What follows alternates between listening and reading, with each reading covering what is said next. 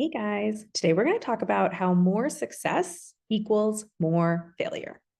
Now, one of my absolute favorite coaches, Stacey Bayman, recently released a podcast episode about the money mistakes that she's made in her business. And in this episode, she said something that stopped me in my tracks. She said, "The years that I've had my biggest money mistakes have also been the years that I've made more than I ever have." And it's true. I've heard her talk about it at different events. The years that she had the most unhappy clients, the most refund requests, the biggest losses, and the biggest process breakdowns in her business were also the years that she made the most revenue and brought in the most clients. And in a much smaller way, I'm experiencing the same thing this year in my own business. I have never signed as many clients as quickly as I'm currently signing them. And I've never had so many people say yes to starting a coaching package and then disappear, ghost, or change their mind before starting. This has just never happened to me before. And then it suddenly happened to me several times in a row.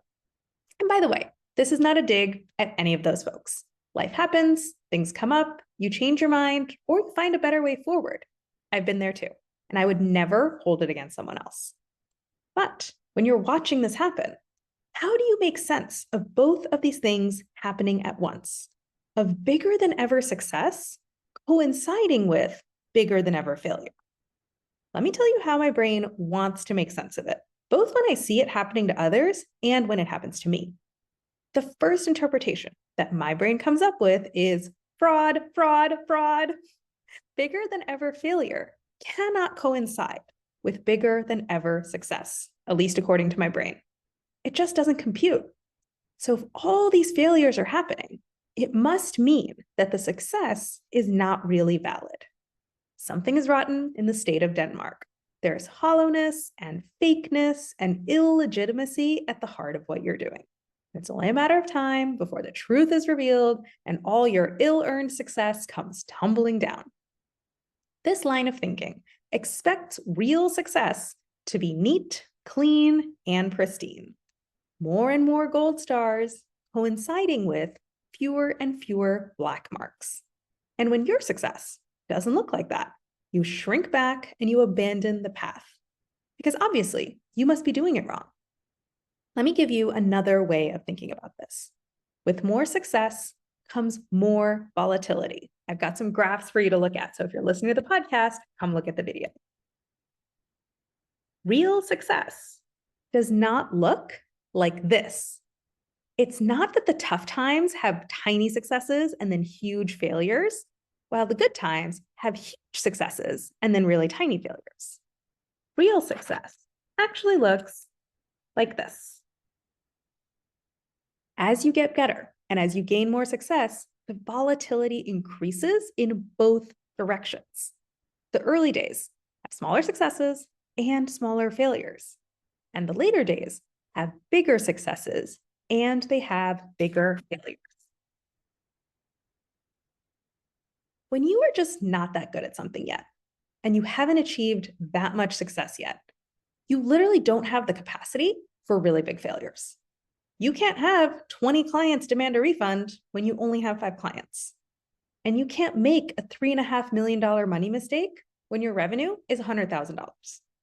But as you get better at something, and as you gain success, you have more people in your orbit, and there are more moving pieces in the machine that grows and maintains your results, which means that you have to expect that more things will go wrong because there are just more potential points of failure in the system. As your audience grows bigger and bigger, the probability that someone will hate you and try to cancel you goes up. As you lead larger and larger teams, the probability that someone is unhappy and quits because of your leadership goes up. Nothing is going wrong when this happens. These kinds of downswings are not a sign that you failed, that you're a fraud, or that you have no idea what you're doing. It's actually a sign that you've succeeded. The big downswing is only possible in the realm where big upswings are also happening. This is a marker of your success. You wouldn't be seeing this problem if you weren't succeeding. It's also a sign that you are legitimate. You've unlocked the next level problem that's only available at this level of success. It's like a musician worrying about making a great second album. That's a next level problem that you can only unlock after you've made a great first album. And these kinds of downswings are a sign that you are sharpening your skills and your discernment. Because as you work through how to handle this latest downswing, you are downloading massive insights and intuitions that are only available to the people who actually go through these things. And I know that it's not necessarily fun or enjoyable to gain these insights and hone your intuition in this way. When it's happening, you might wish for nothing more than for it to be over. And these are the exact insights and experiences that will power you in the future to even further levels of success beyond this. This is literally your secret sauce. It's simmering, it's brewing, it's getting even more potent right here in the moment. I don't want your success to make you more brittle. I don't want you to accidentally box yourself in thinking that each new achievement reduces your scope for failure, mistakes, and downswings after this. Because the reality is, if you aspire to greatness, you can relax and drop your shoulders and increase your allowance for great mistakes.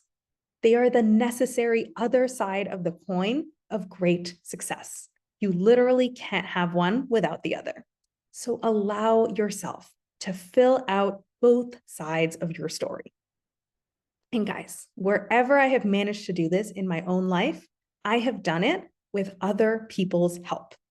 I am not a Zen monk on a mountaintop figuring all of this out in my head and then effortlessly implementing it in my life. My ups and downs are as messy and ugly and repetitive and seemingly purposeless as anyone else's. And the only reason that I've gotten through them is because I have leaned on others. Coaches, teachers, friends, family, books written by people who died long ago, and kind words from acquaintances that I haven't heard from in years. Everyone who gets there with a support team at their back. Nobody does this by themselves.